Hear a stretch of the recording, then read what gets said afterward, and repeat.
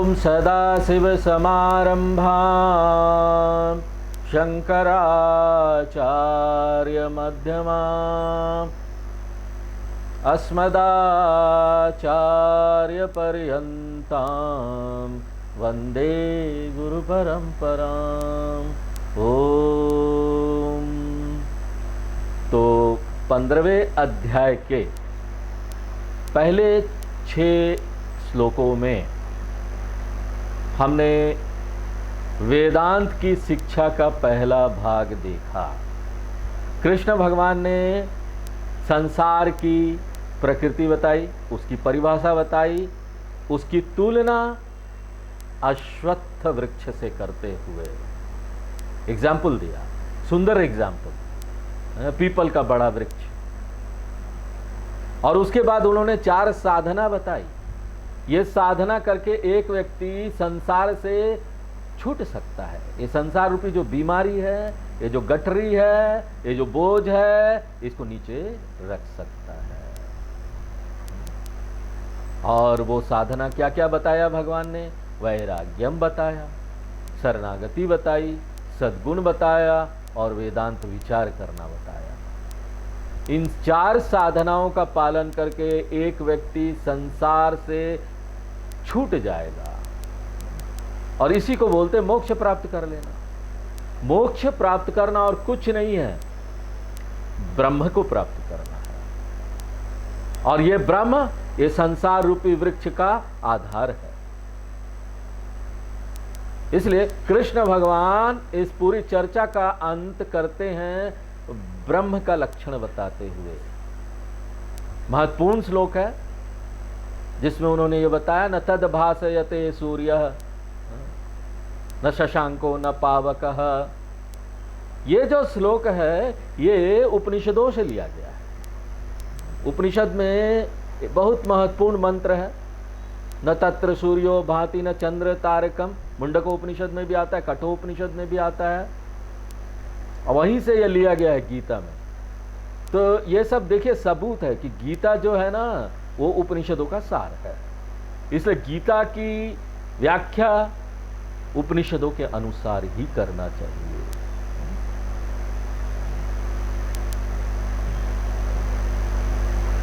और इस श्लोक के माध्यम से कृष्ण भगवान ने ब्रह्म की परिभाषा बताई कि ब्रह्म जो है वो चेतन सत्ता है, जो यहाँ पर सभी वस्तुओं को प्रकाशित कर देती है।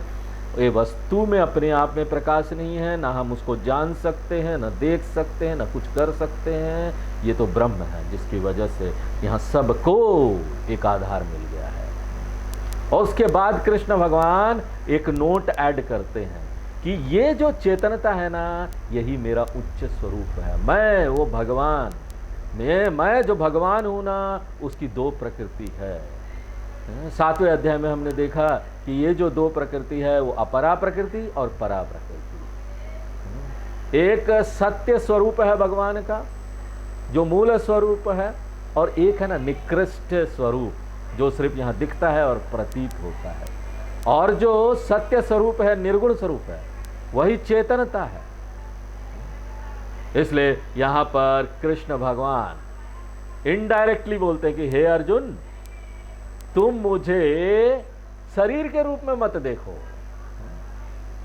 तुम मुझे ऐसे मत देखो कि मैं एक कृष्ण भगवान हूं, मुरलीधर, मेरा एक दिन जन्म हुआ जन्माष्टमी, और फिर एक दिन मैं इस संसार से चले जाऊंगा, गायब इस संसार से, मैं वो देवकी का पुत्र। मेरा जो ये दिखने वाला पर्सनालिटी है ना, वो मेरा निकृष्ट स्वरूप है, असत्य स्वरूप है।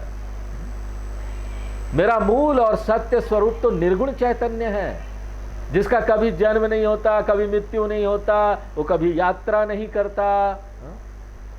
इसलिए देखिए हम ये जो शब्द का उपयोग करते हैं यहाँ पर कृष्ण परमात्मा, ये कृष्ण परमात्मा क्या है? चैतन्य स्वरूप। वो एक जगह से दूसरी जगह यात्रा नहीं कर सकता। क्यों? क्योंकि भगवान जो है ना वो सर्वत्र व्याप्त है। इसलिए यहां से कृष्ण भगवान अपने निर्गुण स्वरूप के बारे में हमको बताने वाले हैं। तो एक बार हम लोग ये श्लोक पढ़ लेते हैं।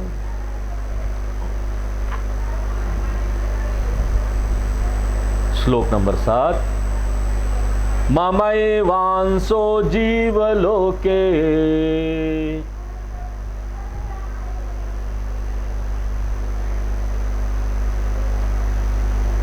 जीवभूत सनातनः मनसष्ठानि इंद्रियाणि प्रकृतिस्थानि कर्षति। तो ये श्लोक हम लोग शुरू कर चुके थे पिछले क्लास में, देखना। और हमको यहाँ याद रखना पड़ेगा कि कृष्ण भगवान जब ये शब्द का उपयोग करते हैं मैं, तो 3 अलग अलग अर्थों में इसका उपयोग करते हैं, जिसके कारण से गीता के जितने विद्यार्थी हैं ना, वो यहाँ कंफ्यूज्ड हो गए हैं। कृष्ण भगवान बड़ा आराम से ना इसका इधर उधर अलग अलग अर्थों में उपयोग करते हैं कि मैं मतलब कौन? मैं किसी संदर्भ में वो मैं को बोलते हैं कि मैं जो है उस स्थूल शरीर वाला कृष्ण भगवान जिसका यहाँ जन्म हुआ, जिसका यहाँ एक मृत्यु का दिन भी है, जो अर्जुन का सखा है, सखेति मत्वा, अर्जुन तुम मेरे फ्रेंड हो। जब कृष्ण भगवान अर्जुन को सखा के रूप में देखते हैं और बोलते हैं, तो कृष्ण भगवान क्या ले रहे हैं? अपने आप को एक निजी भगवान के रूप में। देवकी परमानंदम वसुदेव सुतम देवम कृष्णम। देवकी परमानंदम, देवकी के पुत्र कृष्ण भगवान। तो ये शब्द मैं कभी कभी एक रूप ईश्वर का अर्थ देगा और कभी कभी अनेक रूप का अर्थ देगा और कभी कभी निर्गुण का अर्थ देगा। यहां पर कई बार कृष्ण भगवान जब बोलते मैं ममैवांसो, मैं, तो उसको एक निजी भगवान के रूप में नहीं बोल रहे हैं कि मैं एक निजी भगवान, एक कृष्ण भगवान जिसका रूप है। वो बताना चाह रहे हैं सर्वत्र व्याप्त विराट स्वरूप को, अनेक रूप, जिसका सिर्फ एक रूप नहीं है, अनेक रूप में पूरे सृष्टि में है। और ये हमको कहां पर मिलता है गीता में? ये ना आपको पूरे 11वें अध्याय में मिलेगा। विराट रूप कृष्ण भगवान, वहां पर कृष्ण भगवान जब बोलते हैं मैं, तो कृष्ण भगवान वो निजी भगवान नहीं होते हैं, किंतु ये विराट स्वरूप पूरा ब्रह्मांड है ना, पूरा जो ये सृष्टि है, इसमें जो अलग अलग रूप है वो सब भगवान, अनेक रूप भगवान। और यहां पर कुछ एक और भी संदर्भ है जहां पर कृष्ण भगवान मैं शब्द बोलते हैं। वो मैं शब्द एक रूप ईश्वर को रिप्रेजेंट नहीं करता, ना ही अनेक रूप ईश्वर को रिप्रेजेंट करता है, किंतु अरूप ईश्वर के बारे में बात कर रहा है, निर्गुण चैतन्य के बारे में बात कर रहा है। और ये कृष्ण भगवान मैं कहां पर निर्गुण चैतन्य के रूप में इसका उपयोग करते हैं कि मैं यानी निर्गुण भगवान? 9वें अध्याय में, 7वें अध्याय में, 7वें अध्याय के 24 नंबर श्लोक में भगवान बोलते हैं अव्यक्तम व्यक्तिमापन्नम मन्यन्ते माम बुद्धयः परम भावमजानन्तः ममाव्ययमनुत्तमम्। लोग सोचते हैं कि मैं एक मनुष्य हूं, लोग सोचते हैं कि मेरा जन्म हुआ, क्योंकि लोग ना मेरे उच्च स्वरूप को नहीं जानते, मेरे उस अरूप वाले निर्गुण स्वरूप को नहीं जानते। मया तत् इदम सर्वम जगद अव्यक्त मूर्तिना, मेरा एक ऐसा रूप है जो यहां दिखाई नहीं देता, जो सर्वत्र व्याप्त है। तो इस संदर्भ में ये जो शब्द है ना अहम, इसका क्या अर्थ है? अरूप ईश्वर। तो अब 3 रूप क्या हो गए भगवान के? एक रूप कृष्ण भगवान, वो ईश्वर, अनेक रूप ईश्वर, विराट ईश्वर, और तीसरा है अरूप निर्गुण ब्रह्म चैतन्यम। तो जब भी कृष्ण भगवान बोलते अहम, मम, मया, तो ना हमको वहां पर विश्लेषण करना चाहिए, ध्यान से गहराई में जाकर देखना चाहिए और ढूंढना चाहिए कि कृष्ण भगवान का बोलने का क्या मतलब है। वो एक रूप बोल रहे हैं मैं कृष्णा, या अनेक रूप बोल रहे हैं विराट स्वरूप कृष्णा, या फिर निर्गुण रूप बोल रहे हैं वो चैतन्य ब्रह्म कृष्णा। ज्यादातर लोग कंफ्यूज हो जाते हैं। गीता में ये चीज बड़ा कंफ्यूज करती है लोगों को। उनको समझ में नहीं आता कि एक रूप लेना है अनेक रूप लेना है। वो एक रूप की जगह अनेक रूप ले लेते, अनेक रूप की जगह निर्गुण स्वरूप ले लेते। 18वें अध्याय में एक श्लोक आएगा, सर्वधर्मान परित्यज्य मामेकम शरणं व्रज। सब धर्मों को छोड़कर सरेंडर टू मी एलोन, मुझे सरेंडर कर दो, शरणागति कर लो मेरे में। तो जब ये बोलते हैं भगवान यहां पर मैं निज में शरणागति करो, तो कौन सा मुझ में, आप कैसे समझेंगे? एक रूप, अनेक रूप, या फिर अरूप? 18वें अध्याय में आएगा। अभी हम सस्पेंस खोलना नहीं चाहते। अगर आप बोलेंगे कि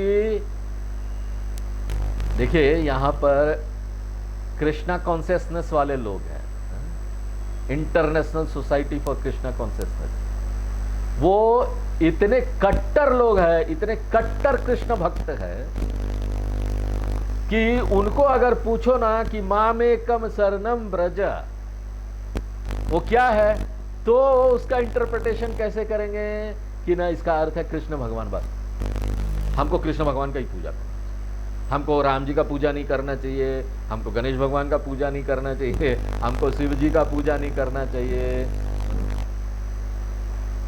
इन भगवान के प्रति उनको द्वेष है, बोलते ये लोग भगवान है ही नहीं। आपको शरणागति सिर्फ कृष्ण भगवान को करना पड़ेगा, शिव भगवान को शरणागति करने से नहीं चलेगा, आपको मोक्ष नहीं प्राप्त होगा। शंकराचार्य जी इसके ऊपर बहुत विस्तार से ना भाष्य लिखते हैं, व्याख्या लिखते हैं। हम बाद में देखेंगे कि शंकराचार्य जी बोलते हैं माम का अर्थ ना तो एक रूप ईश्वर है और ना अनेक रूप ईश्वर है। यहां पर माम का अर्थ है अरूप ईश्वर, एकमात्र ब्रह्म, वही इसका अर्थ हो सकता है और कुछ हो ही नहीं सकता। किस तरह से वो हम लोग देखेंगे जब 18वां अध्याय आएगा। तो अभी हम आपको बोल देंगे तो सस्पेंस खुल जाएगा ना। यहां पर इस भाग में जब कृष्ण भगवान बोलते हैं तद्धाम परमम मम, तो यहां पर मम का क्या अर्थ है? मम का अर्थ है मेरा निर्गुण स्वरूप, मेरा उच्च स्वरूप।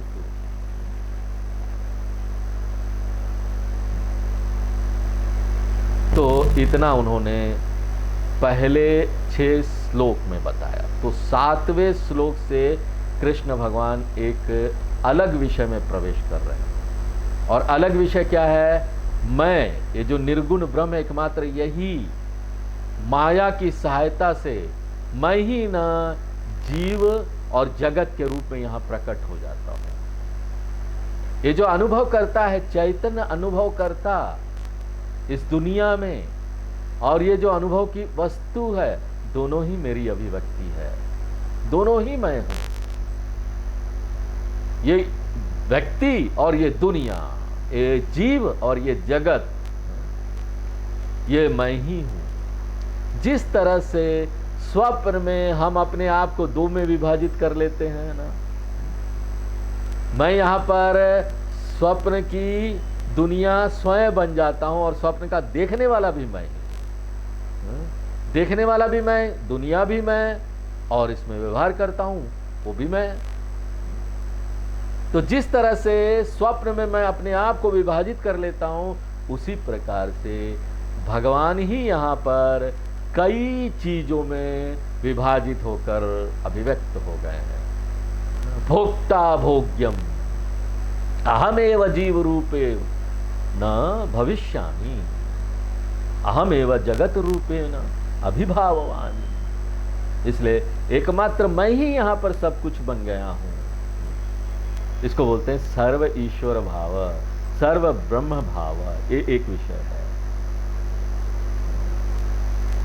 और 7वें श्लोक से लेकर 11वें श्लोक तक कृष्ण भगवान बोलते हैं कि मैं जीव के रूप में, जीव यानी एक व्यक्ति जो यहां अनुभव कर रहा है इस दुनिया में, और 12वें श्लोक तक यदादित्य गदम तेजो तक, उस तक भगवान कृष्ण 15वें श्लोक तक कृष्ण भगवान बोलते हैं कि ना मैं ही ये पूरी दुनिया के रूप में अभिव्यक्त हो जा रहा हूं, इसलिए मैं ही सब कुछ हूं।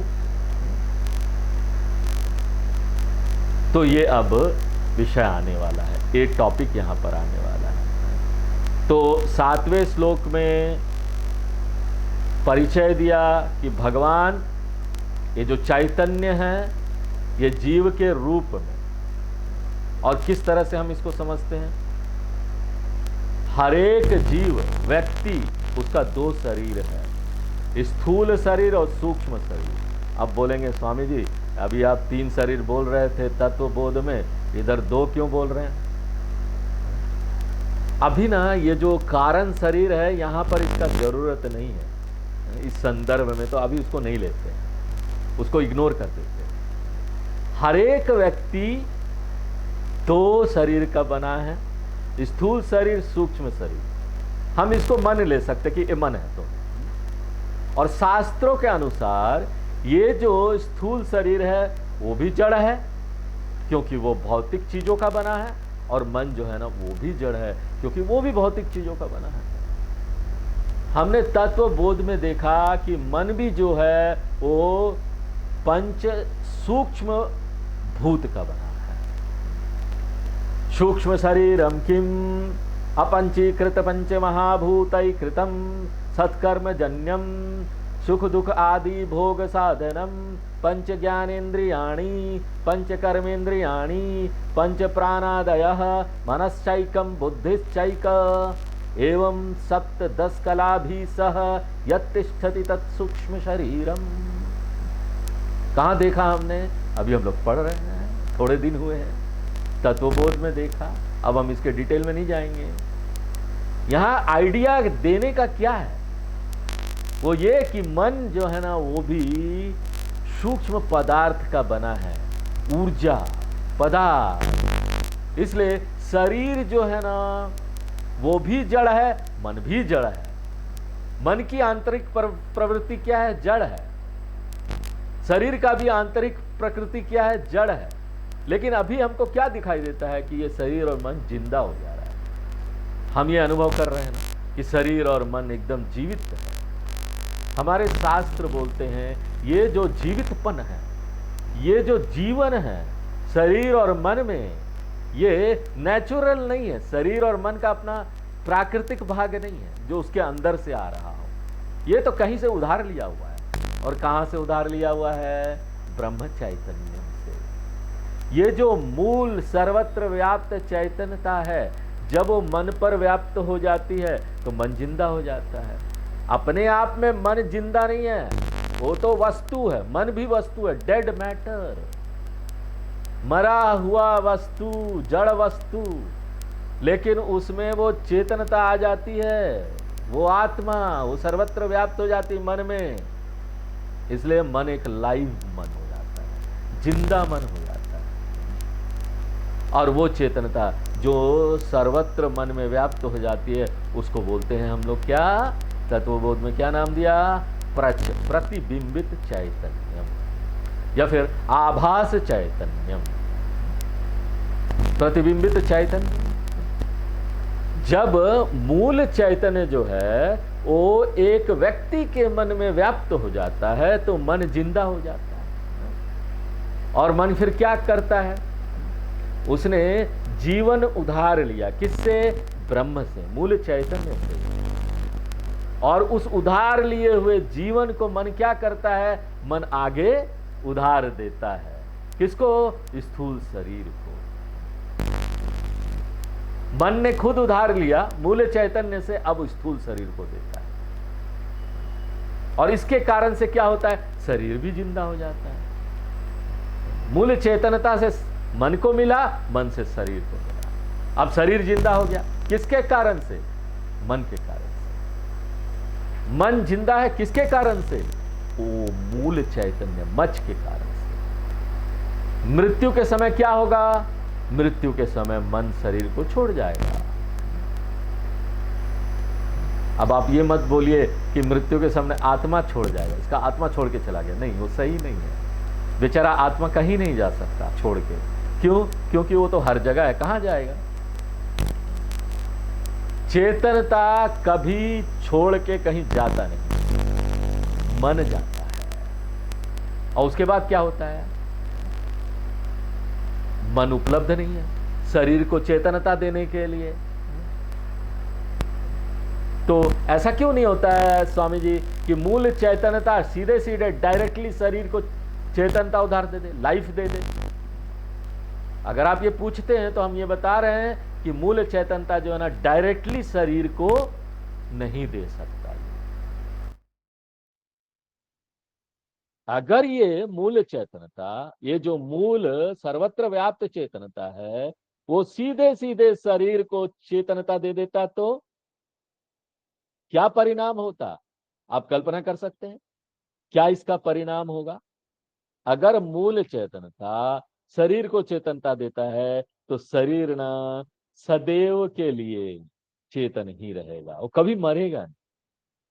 आप बोलेंगे ये तो बड़ा अच्छा है स्वामी जी, बहुत अच्छा है। अरे भैया, इतना पॉपुलेशन दुनिया का ऑलरेडी हो गया है, रहने के लिए जगह नहीं मिल रहा, खाने पीने के लिए चीजें नहीं मिल रही है? तो ये दुनिया की अच्छाई के लिए और लोगों की अच्छाई के लिए है कि ना हम सफलता पूर्वक यहाँ पर मरे। हम नहीं मरेंगे, दुनिया के लिए जगह नहीं बनेगी। हमारे बगल में दादा परदादा परदादा, आप कौन से नंबर के दादाजी हैं हम पूछ रहे होंगे। और चलने का जगह नहीं होगा, किसी काम के नहीं होंगे, वो ज्यादा लोग होंगे, सबको खिला रहे होंगे हम लोग बैठा बैठा के। तो ना हमको ना सक्सेसफुली मरना चाहिए। इसका क्या अर्थ है? मन शरीर को छोड़कर जाना चाहिए, तब जाकर शरीर जो है ना वो अचेतन हो जाएगा और वो फिर धीरे धीरे खराब होकर नष्ट हो जाएगा। इसलिए देखिए, वो खराब होकर नष्ट हो इससे पहले लोग उसको ना दफना देते, नहीं तो जला देते, जो करना करो, हटा देते हैं उसको, कि ये समस्या लेकर आएगा, ये तो मरा हुआ शरीर है। पत्नी भी नहीं देखना चाहती है मरने के बाद, जिस पति से इतना प्यार करती थी। शंकराचार्य जी बोलते हैं भज गोविंद भार्या विभ्यति, डरती है अपनी पत्नी भी, मरे हुए शरीर, जल्दी ले जाओ, जल्दी जला। इसलिए ये चेतनता जो है वो मन को जिंदा कर देती है, मन शरीर को जिंदा कर देता है। तो इसलिए जब भी हम जिंदा शरीर देखते हैं ना, तो हमको ये याद रखना चाहिए कि जिंदा शरीर के पीछे एक जिंदा मन है। हम मन को देख नहीं सकते, इसलिए देखिए यहां पर सब लोग बच भी जाते हैं, हमको पता ही नहीं है कि यहाँ पर जो सुन रहे हैं उसका मन यहाँ है कि नहीं, क्योंकि हम आपका मन नहीं देख सकते है? आप सुन रहे हैं कि नहीं सुन रहे हैं मेरी बातों को? मैं जो यहाँ पर प्रवचन दे रहा हूँ सुन रहे हैं कि नहीं सुन रहे हैं, मुझे नहीं पता, मैं आपका मन नहीं देख सकता। और देखिए कितना, देखो आशावान हूं मैं, है? मैं आपका मन नहीं देख सकता, फिर भी प्रवचन किए जा रहा हूं, है? इस आशा से कि ना आप लोग सुन जरूर रहे। हमको कैसे पता चलता है फिर मन है? थैंक गॉड, भगवान का बहुत बहुत धन्यवाद है, आप जिंदा हैं इसलिए मन जरूर है। शरीर की सभी क्रिया इस बात का प्रूफ है कि मन यहाँ पर है, एक जिंदा मन है। और मन का यहाँ रहना इस बात का सबूत है कि ब्रह्म है, मूल चैतनता है। बिना मूल चैतनता के चेतनता कहाँ मिलता मन को? मन तो खुद में एक वस्तु है, जड़ है। इसलिए शरीर मुझे मन को पहचानने में मदद करता है, मन मुझे मूल चैतनता को पहचानने में मदद करती है, जिसको हम भगवान बोलते हैं। इसलिए कृष्ण भगवान बोलते हैं जिंदा व्यक्ति का हर एक कार्य इस बात का सबूत है कि मूल चैतन्यता है, जिसको भगवान बोलते हैं वो है। मान लीजिए कोई आपसे प्रश्न पूछता है कि इस कमरे में बिजली है क्या, किस तरीके से आप जानते हैं? आप तो बिजली को देख नहीं सकते। हाँ? वो अदृश्य है। अगर कोई आपसे पूछता है कि बिजली है या नहीं है, तो हम क्या करते हैं? बल्ब की तरफ देखते हैं। बल्ब क्या है? स्थूल शरीर की तरह। हम देखते हैं बल्ब जल रहा है। हम जानते हैं कि बल्ब में अपना प्रकाश नहीं है, इसलिए बल्ब का जो प्रकाश हमको दिखाई दे रहा है वो क्या है? वो उधार लिया हुआ प्रकाश। और ये जो प्रकाश है बल्ब का, वो किससे दिया गया है, किससे लिया गया है? बल्ब के अंदर ना एक सूक्ष्म शरीर भी है। बल्ब तो स्थूल शरीर है, बस बल्ब के अंदर सूक्ष्म शरीर है। पुराने तरीके का जो बल्ब होता था उसमें फिलामेंट होता था, उसको आप सूक्ष्म शरीर बोल सकते हैं। लेकिन आजकल वो बल्ब नहीं चलता, आजकल एलईडी आ गई है। तो एलईडी के अंदर भी ना फिलामेंट की जगह क्या होता है आपको पता है? छोटे छोटे सेमीकंडक्टर डायोड्स होते हैं, वो प्रकाश देते हैं और यहां प्रकाशित हो जाता है ये कमरा। अब यहां पर प्रश्न ये उठता है, ये जो डायोड है वो कैसे इतना प्रकाशित हो जाता है, ब्राइट हो जाता है? क्या ये ब्राइटनेस जो है, ये जो प्रकाश है, वो उस डायोड का है, एलईडी वाले डायोड का है, या फिर कहीं से उधार लिया हुआ है? आपका उत्तर क्या होगा? ये जो एलईडी में डायोड है वो अपने आप से प्रकाशित नहीं हो सकता। वो अभी प्रकाशित है क्योंकि उसके पीछे एक अदृश्य शक्ति है जिसको हम बिजली बोलते हैं। हम उसको देख नहीं पाते लेकिन पहचान लेते। और हम बोलते हैं लोगों को, देखो अभी बिजली है। हम ये नहीं बोलते बल्ब है, हम बल्ब को देख रहे हैं। हम ये नहीं बोलते डायोड है। हमारा रिप्लाई क्या होता है? बिजली है, बिजली है, इलेक्ट्रिसिटी है। तो हम इलेक्ट्रिसिटी को कैसे पहचानते हैं? इलेक्ट्रिसिटी जो है वो डायोड को प्रकाशित कर देती है और फिर पूरा बल्ब प्रकाशित हो जाता है और फिर पूरा कमरा प्रकाशित हो जाता है। जब एक बल्ब खराब हो जाता है तो आप देखते हैं कि वो प्रकाशित नहीं हो रहा, क्यों? आप बोलते हैं बल्ब फ्यूज हो गया, या इसका क्या मतलब है? सूक्ष्म शरीर गया। वो जो डायोड था वो सूक्ष्म शरीर है, वो चला गया। उसी तरीके से हम एक व्यक्ति को देखते, अरे देखिए स्वामी जी, कल रात तक तो वो मुझसे बात कर रहा था फोन में। और लोगों को डांट भी रहा था, इतने सारे लोगों को मैनेज कर रहा था। अरे तुम ये नहीं करते हो, वो नहीं करते हो, और सुबह गॉन। आज देखिए सुबह है ही नहीं वो उस संसार में। वो बल्ब चला गया, फ्यूज हो गया वो बल्ब। जिस तरह से बिजली रहता है बल्ब फ्यूज होने के बाद बिना कॉन्सियसनेस, ये जो चेतनता है वो सब जगह है। वो लाइफ हर जगह रहता है और वो उधार देता रहता है बाकी सब शरीरों को। ये जो मन है वो चला गया शरीर से। हाँ, मन जो शरीर को जिंदा करके रखा हुआ था, मूल चेतनता से चेतनता उधार लेके वो चला गया। लेकिन चेतनता नहीं जाता, मन को जाना पड़ता है, क्योंकि मन सर्वत्र व्याप्त नहीं है, हर जगह मन नहीं है।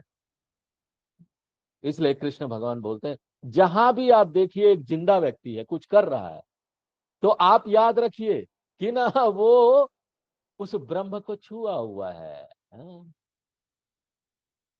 वो उस ब्रह्म के टच में है, सर्वत्र व्याप्त भगवान के टच में है, उसको उससे शक्ति मिल रही है।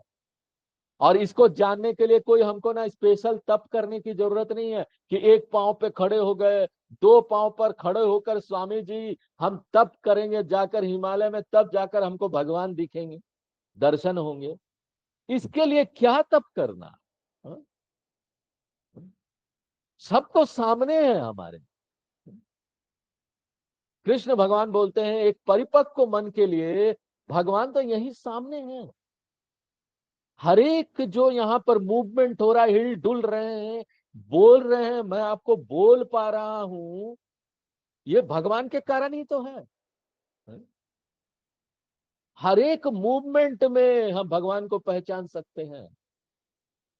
श्रोत्रस्य श्रोत्रम मनसो मनोयद, ये जो चेतनता है वो मन को आशीर्वाद देती है, मन मेरे मुंह को आशीर्वाद देता है, और फिर मुंह यहां पर बोलना चालू करता है।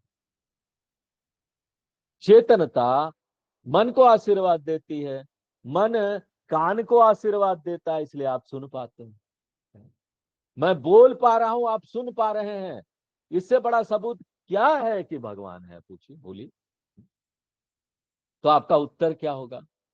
आपका उत्तर ये होना चाहिए कि आप जो ये प्रश्न पूछ रहे हैं ना, यही तो भगवान है। इसी के कारण तो आप प्रश्न पूछ पा रहे हैं। एकमात्र भगवान के कारण तो आप प्रश्न पूछ पा रहे हैं। तो भगवान को देखने के लिए, दर्शन करने के लिए अब कहाँ जाना? आप तो इसी में देख लो।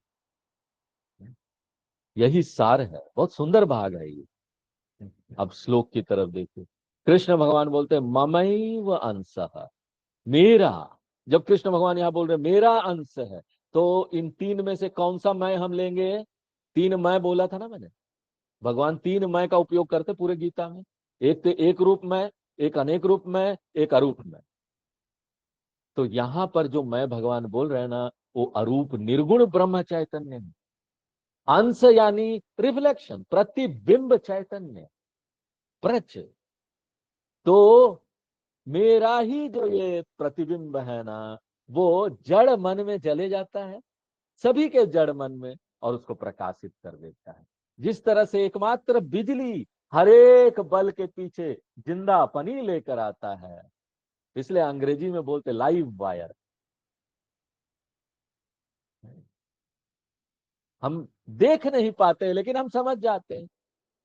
हम विश्लेषण करके ज्ञान से इस बात को समझ जाते हैं।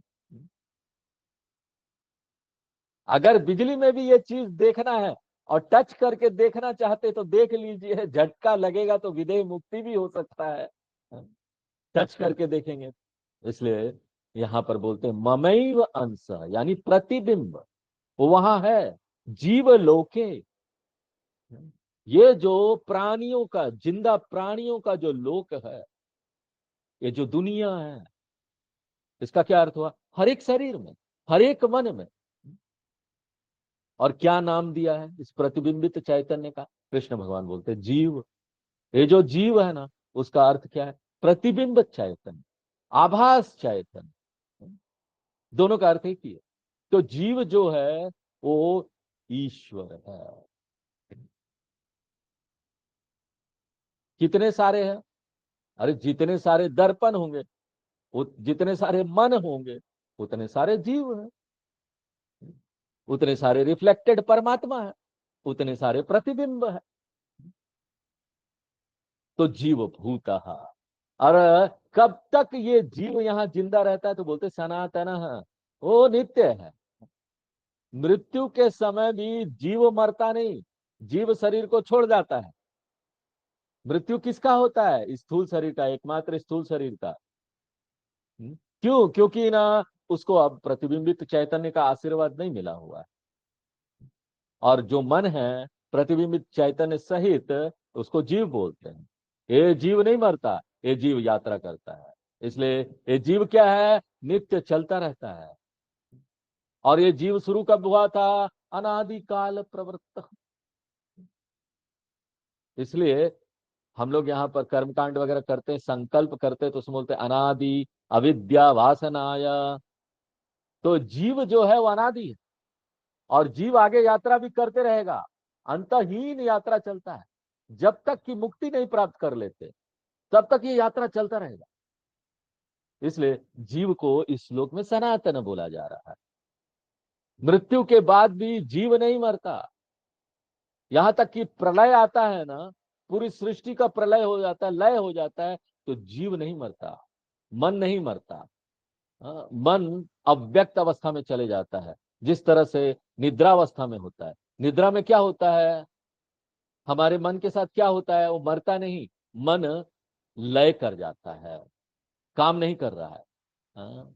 आप कैसे जानते हैं इसको? वो मरता नहीं है, वो तो अव्यक्त अवस्था में है। क्योंकि फिर से ये वापस आता है और वही चिंता लेकर आता है। अलग अलग चिंताएं फिर शुरू हो जाती है।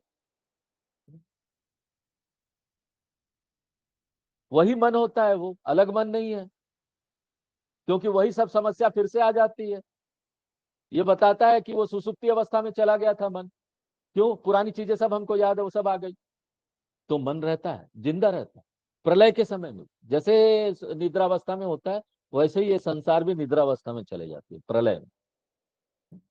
तो ये जो प्रतिबिंबित चैतन्य है, जिसको जीव बोल रहे हैं, वो यहाँ जिंदा रहता है। इसलिए सनातन, हमेशा रहने वाला। और जीव क्या करता है? मृत्यु के समय, मृत्यु के समय जीव क्या करता है, वो हमको अगले श्लोक में देखना पड़ेगा।